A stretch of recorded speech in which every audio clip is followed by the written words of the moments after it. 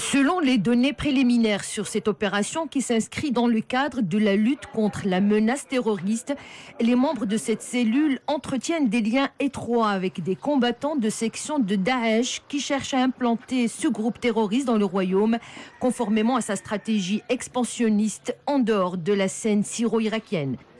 La mise en exécution de ce plan prévoyait l'envoi de membres de cette cellule dans l'un des camps de Daesh pour effectuer des entraînements militaires avant de revenir au Maroc en vue de perpétrer des opérations terroristes ciblées, ce qui accentue l'ampleur de la menace que représente l'organisation dite État islamique pour la sécurité et la stabilité des États.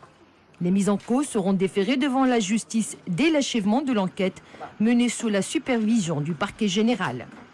Ce coup de filet antiterroriste est la concrétisation de la stratégie sécuritaire prospective adoptée par le Maroc, une stratégie soutenue par une gouvernance sécuritaire ciblée et anticipative destinée à contrer la menace terroriste.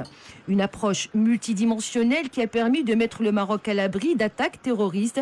Elle a également permis de neutraliser des cellules terroristes de plus en plus structurées et adoptant des modus operandi ingénieux et sophistiqués. Une évolution à laquelle le Maroc a su s'adapter en misant également sur la formation de l'élément humain.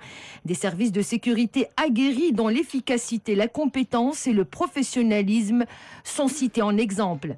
Les ingrédients d'un succès et d'une expertise que plusieurs pays nous sollicitent. Plusieurs pays européens et africains notamment ont déjà bénéficié de cette expertise dans le cadre d'une coopération sécuritaire d'échange de renseignements et d'informations.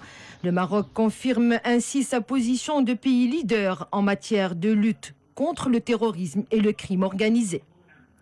En effet, le démantèlement aujourd'hui de cette cellule terroriste par le Bureau central d'investigation judiciaire conforte cette approche multidimensionnelle adoptée par le Maroc